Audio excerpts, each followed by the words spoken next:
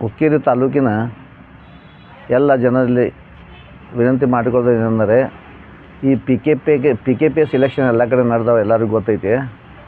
ಈಗ ಏನಾಗಿತ್ತು, ಥೋಡೆ ಮಂದಿ ಸತೀಶ್ ಜಾರಕಿಹೊಳಿ ಕಡೆ ಬಂದಿದ್ದರು, ಥೋಡೆ ಮಂದಿ ರಮೇಶ್ ಸಾವ್ಕಾರ್ ಕಡೆ ಇದ್ದರು.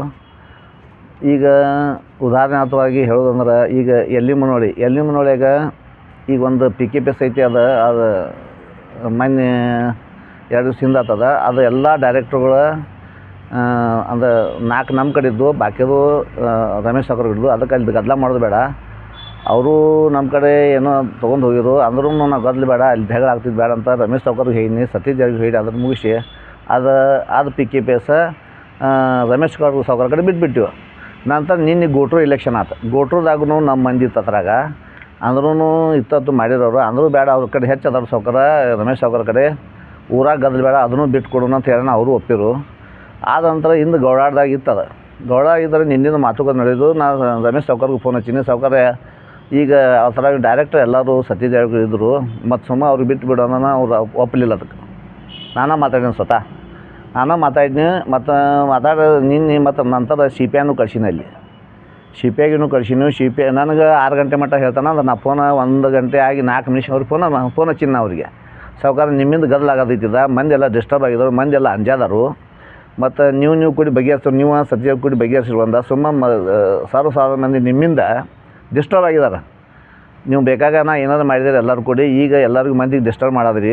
ಸಾವ್ಕಾರ ರಮೇಶ್ ಸಾವ್ಕಾರ್ ಹೇಳೀನಿ ಇದ್ರು, ನೀವು ಈಗ ಸತೀಶ್ ಜಾರಕಿಹೊಳಿ ಅದಾರು ಬಿಟ್ಟು ಬಿಟ್ರಂದ್ರೆ ಅವರು ಸಾವ್ಕಾರ 6 ಗಂಟೆಗೆ ಮಾತಾಡೋಣ ಅಂದ್ರೆ ನಮ್ಗೆ 6 ಗಂಟೆಗೆ ನಾವು ಅವರು 6 ಗಂಟೆಗೆ 7 ಗಂಟೆಗೆ 8 ಗಂಟೆಗೆ ಮಾತಾಡಲಿಲ್ಲ. ಅವರು ಮಾತಾಡಲಿಲ್ಲ ಅಂದ್ರೂ ನಾವು ಸಿ ಪಿ ಐ ಕಡೆ ಹೋಗಿ ಸಿ ಪಿ ಐ ಸಾಹೇಬರಿಗೆ ಮಧ್ಯಸ್ಥಿ ಮಾಡೋಕೆ ಕಳ್ಸೀನಿ. ಅಂದ್ರೆ ಅವರು ರಾತ್ರಿ ಹೇಳ್ತಾನೆ ರಮೇಶ್ ಸಾವ್ಕಾರ್ ಹೇಳಿ, ಇನ್ನೂ ಮಟ್ಟ ಹೇಳಿ, ಮತ್ತು ಈಗ ಮುಂಜಾನೆ ಹೇಳೀನಿ ಸಾವ್ಕಾರ ಕಡೆ ಮಾತಾಡಿ. ಸಾವ್ಕಾರ ಸುಮ್ಮನೆ ರಮೇಶ್ ಸಾವ್ಕಾರ್ ಕೇಳೋ, ನೀವರು ಹಿಂದೆ ಸರಿ ಅಂತ ಹೇಳೋಣ. ಪಾಪ ಅವ್ರು ಸಾವ್ಕಾರ ಸತೀಶ್ ಅವ್ರ ಕಡೆ ಮಂದಿ ಇದ್ರೂ ಇದೆಲ್ಲರೂ ತಿಳ್ಕೊಬೇಕು. ಸತೀಶ್ ಜಾರಕಿಹೊಳಿಗೆ ಅವ್ರ ಮೆಂಬರ್ಗಳು ಅವರ ಮಂದಿ ಇದ್ರೂ ಅವ್ರು ತೊಗೊಂಡು ಇಟ್ಕೊಂಡಿರ್ತಾರೆ 4 ಮಂದಿಗೆ. ಅವ್ರ ಮಂದಿ ಇದ್ರೂ ಸತೀಶ್ ಜಾರಕಿಹೊಳಿ ದೊಡ್ಡ ಮನಸ್ಸು ಮಾಡಿ, ಸತೀಶ್ ಜಾರಕಿಹೊಳಿ ದೊಡ್ಡ ಮನಸ್ಸಿಗೆ ಊರು ಮಂದಿ ಹಿತದೃಷ್ಟಿಯಿಂದ ಎಲ್ಲರೂ ಅಲ್ಲಿ ಅಂಜಿದಾರು. ಒಬ್ಬಗೆ ಬಿ ಪಿ ಎಚ್ ಆಗೈತೆ ಇಲ್ಲಿ, ಅವ್ನ ನಾಯಕ ಒಬ್ಬ ಅದ, ಅವ್ನು ಹಿಡಿದು ಇಟ್ಕೋದಾರು. ಅದರಿಂದ ಸಾವ್ಕಾರ ಹೇಳೋಣ, ಸಾವ್ಕಾರ ಒಪ್ಪಿರೋ ಅದಕ್ಕೆ. ಅಂದ್ರೆ ಇವ್ರು ಒಪ್ಪಲಿಲ್ಲ. ಅವರು ಅದನ್ನು ಬಿಟ್ಟು ಕೊಡೋಕೆ ರೆಡಿ ಆದ್ರೆ, ಅವನ್ನ ತೊಗೊಲಿ ಬಿಡಪ್ಪ, ನಮಗೇನು ಮಾಡಿದೆ ಅದನ್ನು ಬಿಟ್ಟು ಕೊಡಿದಾರು. ದೊಡ್ಡ ಮನಸ್ಸು ಮಾಡಿ ಸತೀಶ್ ಜಾರಕಿಹೊಳಿ ಅವರೆಲ್ಲರೂ ನಮ್ಮ ತಾಲೂಕಿನ ಸತೀಶ್ ಜಾರಕಿಹೊಳಿ ಅಭಿನಂದನೆ ಸಲ್ಲಿಸ್ತಾನು. ಮತ್ತು ನಾವು ಯಾರೂ ಅಲ್ಲಿ ಹೋಗೋದಿಲ್ಲ, ನಮ್ಮ ಸತೀಶ್ ಟೀಮ ನಾವು ಯಾರೂ ಹೋಗೋದಿಲ್ಲ. ಅವ್ರು ಏನು ಮಾಡ್ಕೊಂಡು ಬಿಟ್ಟು ಬಿಡ್ದೆವು.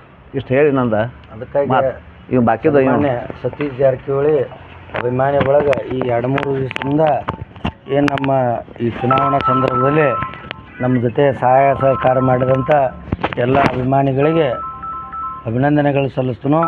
ಇವತ್ತು ನಡೆಯುವಂಥ ಗೌಡವಾಡ ಪಿ ಕೆ ಪಿ ಎಸ್ ಯಾರೂ ಸೊಸೈಟಿ ಹತ್ತಿರ ಬರಬಾರ್ದು, ಅದಕ್ಕೆ ಅಲ್ಲಿ ಗ್ರಾಮಸ್ಥರಿಗೂ ನಮ್ಮಿಂದ ತೊಂದರೆ ಆಗಬಾರ್ದು ಅನ್ನುವಂಥ ದೃಢ ನಿರ್ಧಾರವನ್ನು ಸನ್ಮಾನ್ಯ ಸತೀಶ್ ಜಾರಕಿಹೊಳಿ ಸಾಹೇಬರು ತೊಗೊಂಡ್ರಿಂದ ಮತ್ತೊಮ್ಮೆ ತಮ್ಮಲ್ಲೆಲ್ಲರೂ ಕೈ ಮುಗಿದು ಕೇಳ್ಕೊತೀನಿ.